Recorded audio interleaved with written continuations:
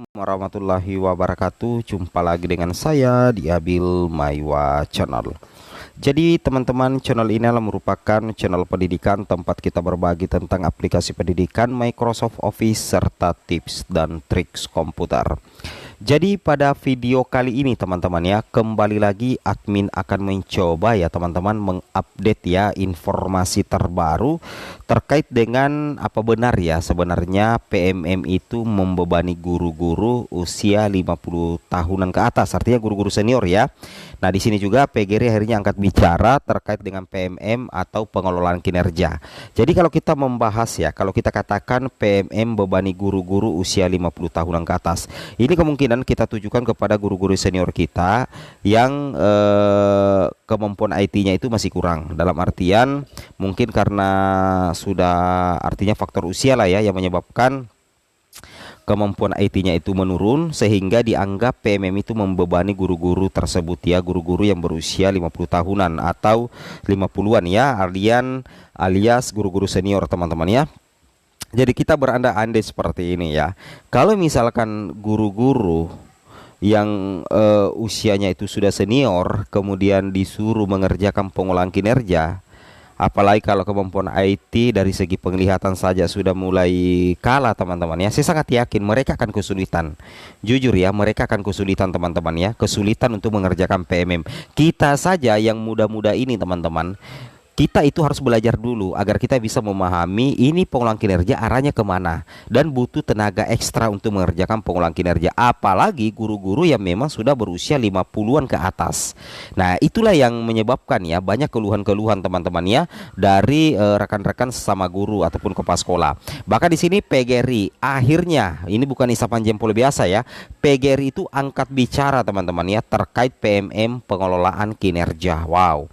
Nah, ini salah satu ya kolom komentar ya. Di sini dikatakan guru di daerah masih minim IT, akhirnya keluar cari ahli IT. Nah, coba kalian bayangkan ya, Bapak Ibu bayangkan kalau misalkan kita, deadline atau waktu observasi pengerjaan pengolahan kinerja, kemudian ada guru yang belum tahu komputer atau kemampuan IT-nya kurang, maka otomatis kan dia tidak bisa mengerjakan sendiri. Ya, dia tidak bisa mengerjakan sendiri. Otomatis karena dia tidak bisa mengerjakan sendiri, maka dia harus mencari ahli IT.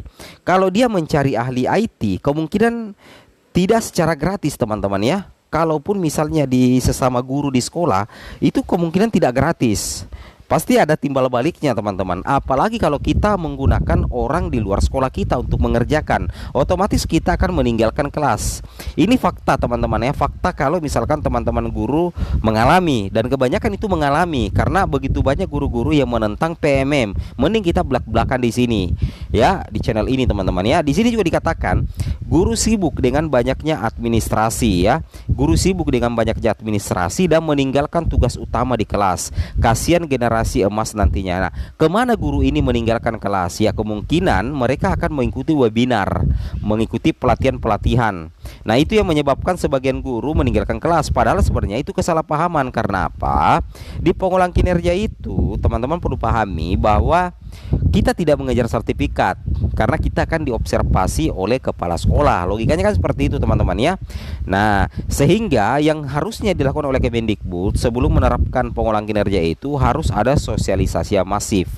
Ya, sosialisasinya itu jangan secepat kilat, apalagi versi online, karena banyak guru-guru kita yang kemungkinan belum bisa mengikuti secara online. Kalaupun misalkan sudah dilakukan secara offline, saya sangat yakin itu tidak bisa dilakukan hanya 1-2 kali saja teman-teman. Itu butuh pendekatan yang luar biasa. Itu sih menurut pandangan pribadi saya ya, menanggapi banyaknya komentar-komentar dari guru-guru di channel ini. Di sini katakan PMM itu lebih baik dihapus dan diganti dengan e-kinerja di satuan dinas kabupaten kota. Nah, di sini bahkan ada yang komen juga, guru yang muda-muda itu gampang, tapi yang berusia 50 tahun ke atas itu terbebani. Kenapa? Karena 50 tahun ke atas itu kan ya, kita sudah tahu teman-teman ya, kemungkinan penglihatan sudah mulai kurang, atau kemampuan IT sudah menurun, atau kesehatan terganggu.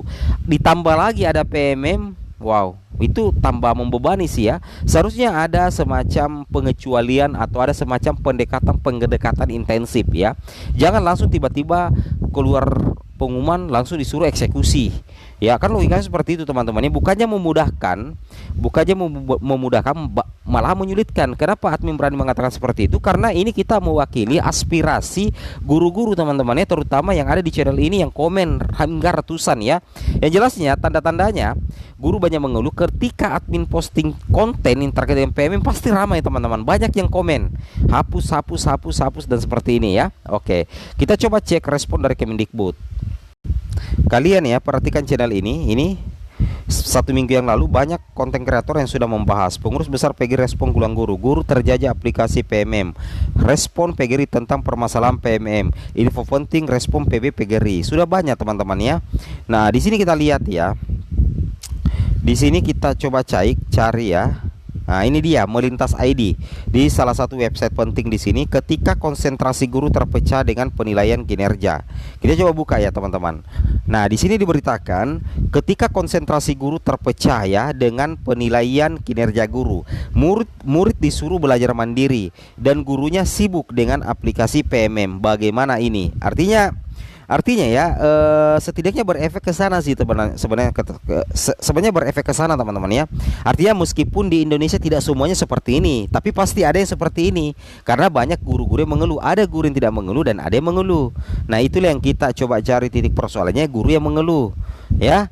Oke, jadi konsentrasi guru terpecah. Ada juga guru yang tidak terpecah konsentrasinya. Ya, itu maksud admin ya. Mudah-mudahan kalian paham. Ketika konsentrasi guru terpecah dengan penilaian kinerja guru, murid disuruh belajar mandiri dan gurunya sibuk dengan aplikasi PMM. Nah, di sini dikatakan ketika konsentrasi guru terpecah dengan penilaian kinerja guru, murid disuruh belajar mandiri dan gurunya sibuk sendiri dengan aplikasi PMM. Bagaimana hal ini bisa terjadi? Ketika guru diobok-obok sertifikat online dan ikut webinar sosialisasi supaya nambah poin di aplikasi PMM, maka organisasi guru seperti PGRI harus siap membela guru.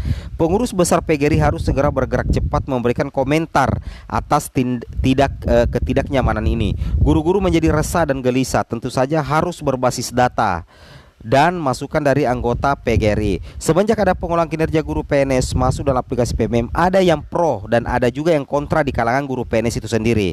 Nah, ini yang saya bilang tadi, sebenarnya tidak semuanya guru PNS, guru P3K yang kontra dengan PMM. Ada juga yang pro teman-teman. Namun apa daya, guru di Indonesia belum merdeka. Mereka tak bisa menyampaikannya secara langsung. Unek-unek ini sengaja Om Jaya tumpahkan di Melintas ID supaya kita bisa mengkritisi aplikasi PMM dengan baik dan bijaksana.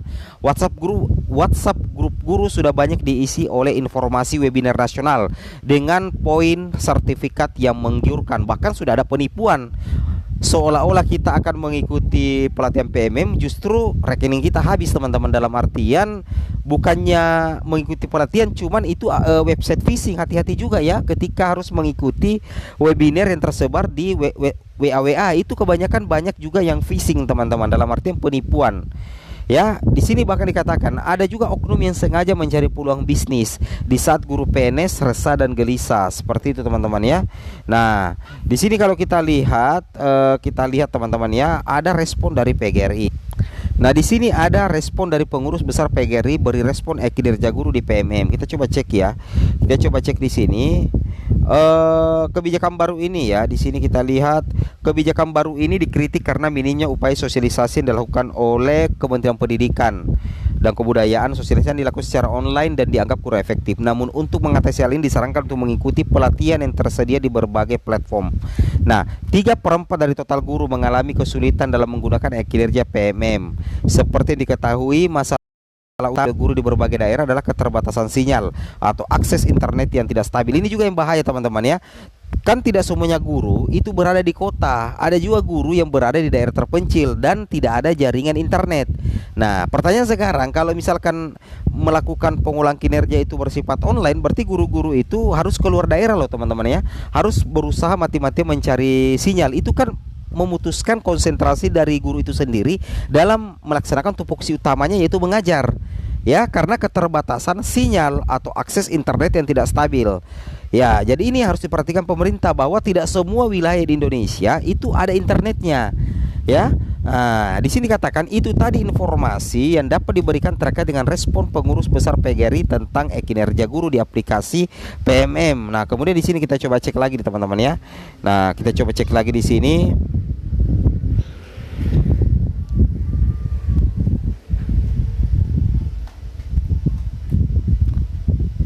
Nah, ini dia hasil survei PGRI yang disampaikan Wasekjen PGRI. Mudah-mudahan ini direspon oleh Kemendikbud ya, karena hasil survei ini akan disampaikan ke Kemendikbud sebagai rekomendasi.